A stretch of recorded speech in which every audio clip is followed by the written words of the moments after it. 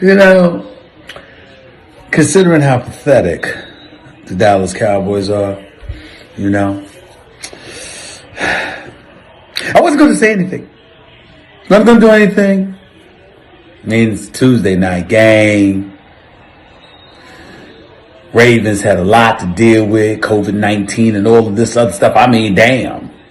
Dez Bryant practically retired. I think literally retired for the season because you know something? Why play? I mean, I'm warming up and I test positive for COVID and they pull me off the field. I mean, damn. Against my former team. I wasn't going to say nothing. Because, you know, hey, you know, stuff happened. You know what I'm saying? You know, rough season for the Cowboys. Dak Prescott out. Nothing but love for you, bro. Get better soon. But then I saw the stat after J.K. Dobbins just ran for the touchdown, putting them up 34-17, and the offensive line yelled, "Easy money, easy work." And then I saw that the Baltimore Ravens ran for 294 yards.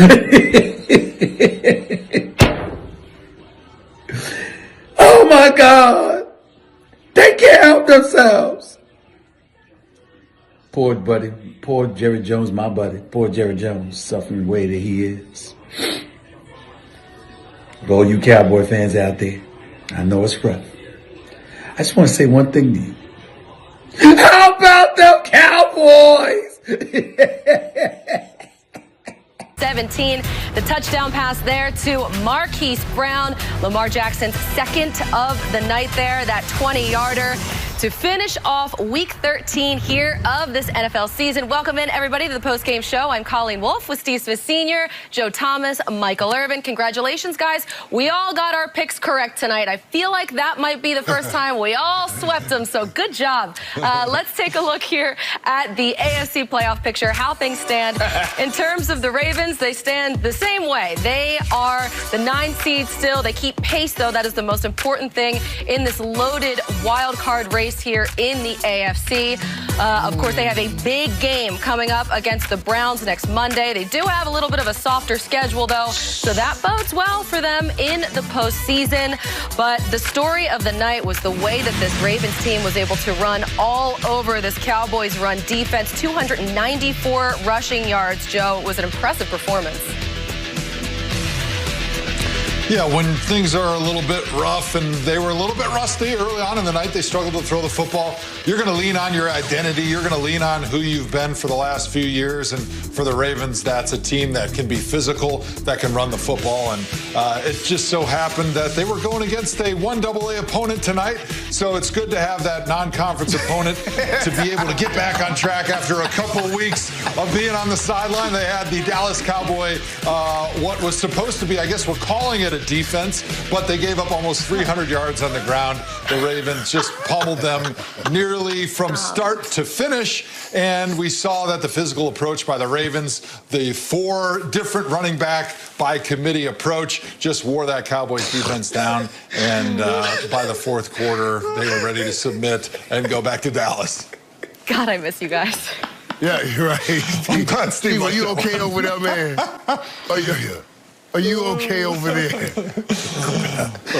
Oh, he is shredding you, Irv. Shredding you. Stick it out, man. There's no doubt. No. You're not shredding me. They got shredded, and he's absolutely right about that. But oh, now you ain't Dallas, huh? We're talking about the Baltimore Ravens. Well, no, they got shredded. I'm separating when you get hit for 300 yards rushing. That's on you. Now, if they win, we won. But they lost. That was on them today. You know how that works. It's they when they lose and we when we win. That's on them. That's on them. But when we talk about Baltimore, whenever you see Baltimore able to run the ball like that and set up their offense, then they can be tough to stop. And they were tough to stop, even though we could talk about Dallas Cowboys. Those guys get paid, too. They are professional football players, so the Ravens showed up. And it wasn't just that run game. You saw some glimpse of what you really hope Lamar Jackson can one day master as a passer. Right here, I was like, where are you going? The pocket was still pretty clean, but he moved around, and he still made a great throw.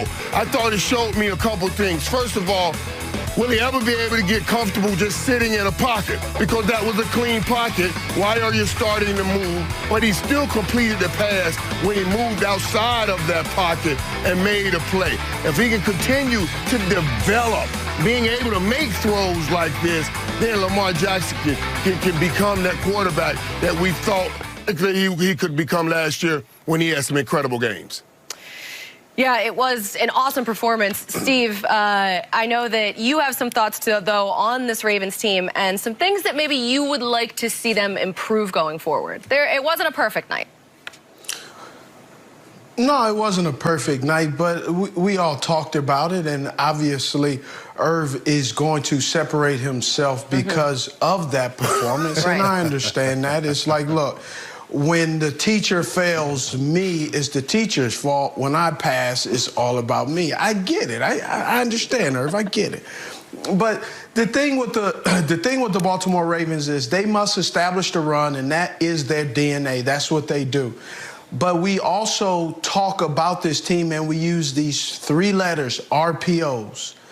Well, they got to make sure they got the R part down packed, but they have to emphasize the P of the O's, because if they don't do that, it's going to make it very difficult for them down the stretch and obviously in the playoffs, because like we're seeing, they play the Cleveland Browns on Monday night, and what do the Cleveland Browns do? They run the ball efficiently, and look what it's done to how it's helped Baker Mayfield look like an outstanding quarterback. No shade to Baker Mayfield, but Baker Mayfield is a quarterback that he needs everything perfect for him to be exceptional like he was this past weekend, and they need to work on that with Greg Roman. Not Lamar Jackson needs to improve, but they have to get him more comfortable and manipulate the defense to where he can have some throws down the field, intermediate and short, by making all those adjustments that they draw up these same creative plays on paper for the run. They need to do the same for the pass, because if they don't, they're going to find themselves in trouble. Yes, sir. Yes, right. Michael. But Steve, you saw the plays that we were just showing, those plays that Lamar Jackson was missing the mark. You can't put that on offensive coordinator. Those are things that Lamar Jackson has to improve on if he's going to take that next step and become a big-time quarterback in this league. You got a little shadow crossing route. You got to be able to hit those routes. You got this right here. That ball just kind of sailed on him right there. Just took off. Look at this right here. These are plays. You're in the NFL. You have to be able to make those throws. You got to make those connections. I agree with you, Irv, but here's the thing. Just like you didn't own that. I'm a former Baltimore Raven. I'm always going to give the benefit of the doubt to the quarterback and also to my guys in the Baltimore Ravens, but then also, too, he's also an MVP. So he must be doing something right. I'm just going to give him the benefit of the doubt because I've seen enough out of Greg Roman in the run game that is going to get them in trouble in the pass game. And we've seen this over and over with the Greg Roman offense, and then we've seen this with the Baltimore Ravens in the passing game against the Tennessee Titans last year.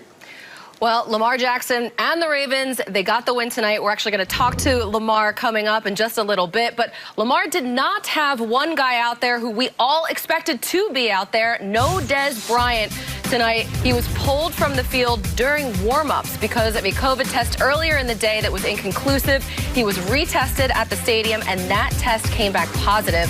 No high-risk close contacts were identified. So Bryant was the only Ravens player removed from the game. This according to our Tom Pelissero. Dez was, however, tweeting throughout the entire game. He did let us know initially that he got COVID. Then he had tweeted earlier that he's not coming back. he's being smart, and then he tweeted this. Okay, yeah, I am coming back. So, you know what, Des? He was trying to deal with it, trying to cope with it tonight, and we were all along for the ride with him. You can check out his Twitter feed if you want to see what else he was getting into tonight. It was pretty funny. All right, so we are moving along here on the post-game show. We're going to talk to Lamar coming up.